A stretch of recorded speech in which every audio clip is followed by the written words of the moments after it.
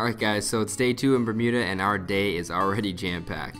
Our first stop is a local down-to-earth food destination for breakfast, then off to see some of the best artwork that Bermuda has to offer. After that, Rachel and I are going to grab some high tea at a nearby perfumery, and finally a wine cellar tour and a dinner at one of the best resorts in Bermuda. So without further ado, let's get started with day 2 on this wonderful island.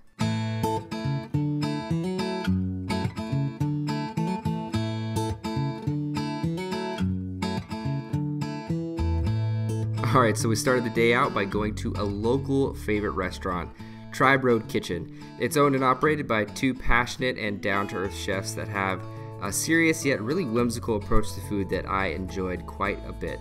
With menu items such as Eggs Benny, Dixie Chicken, and Holy Cow, you really get to see the personality of the chefs driving the menu and really the tone of the restaurant.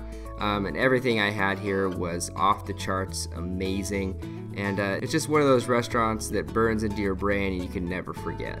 All the dishes at Tribe Road Kitchen were just fantastic, but one of them really stood out, and it was this South Indian breakfast that had a potato masala, tomato chutney, coconut chutney, a vegetable sambar, and this wonderful dosa pancake that you can top with all those delicious little toppings.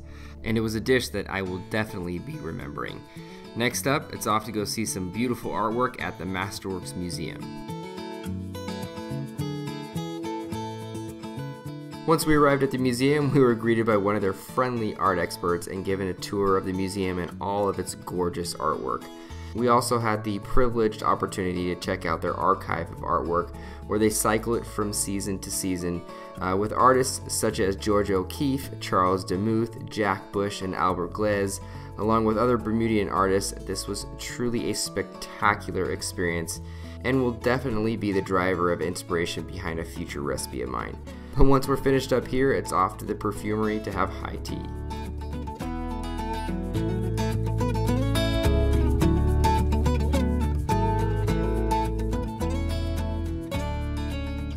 Once at the Bermuda Perfumery, we met up with Isabel Ramsey, who owns and operates this lovely little boutique perfume shop. She had just about every scent, aroma, and smell that you'd want to make a perfume with, and even tested our senses with a smell and guess game, in which Rachel dominated, and I soon found out that women actually scientifically have a better sense of smell than men. But after that, she led us to the back of her store, where she showed us some of the materials and methods behind her perfume making.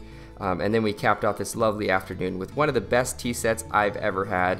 It was just really good tea, jams, butter, honey, some delicious scones, tea sandwiches, and some amazing tea cakes and pastries that were just off the charts. This is definitely one of those experiences that's going to go down in the books and will give me loads of recipe ideas in the future. But we still have one more culinary adventure to cap off this incredible trip to Bermuda.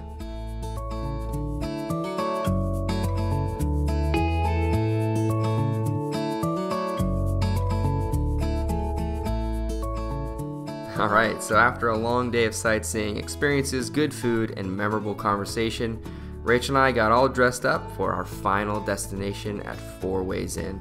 This is one of the most established and best resorts and restaurants on the island, and we were greeted by a very friendly sommelier who gave us a wonderful tour of the property that included a visit to their intimate wine cellar, where we enjoyed fresh crumbled Parmesan cheese, sliced prosciutto, and a healthy amount of wine. And of course, I thoroughly enjoyed hearing the sommelier talk about their very expansive and expensive wine list. After the tour was done, the sommelier grabbed a few bottles of wine to go along with our meal, and then he led us quickly back upstairs to the dining room, where we got to experience the cuisine at 4 Ways Inn. They first started us out with a fresh selection of toasted bread and butter. Then the first course arrived. There was grilled spiny lobster, escargot with brioche, house-cured salmon, and a very delicious petite tomato salad that melded all the flavors together. Next was a very flavorful and velvety lobster bisque that was just about as perfect as a bisque could get. For the main course, I had a pan-fried veal cutlet with a caper butter sauce and a potato and cassava gratin that had just a hint of black truffle. Last but not least, they served up a trio of soufflés that were paired with their respective complementing condiments. One of them was strawberry, the middle one was a very decadent dark chocolate soufflé, and the last was a classic Grand Marnier soufflé.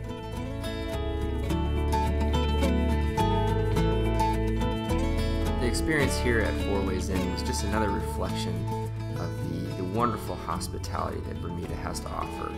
The food, the people, community, and tone of Bermuda was just flat out friendly and inviting. Hospitality is what the people of Bermuda thrive at, and it's what they do best. If there's anything that I learned from this experience and this trip in Bermuda, is that simply being friendly, inviting, and connected to your community will cultivate lasting relationships, whether it's your friends, family, or even the people you do business with. Just putting a simple smile on your face can make all the difference. And I feel that Bermudians really represent that simple little idea the best. Hopefully you got some inspiration through this travel series, and I'll see you guys soon with some delicious recipes and maybe another culinary adventure. See you guys soon.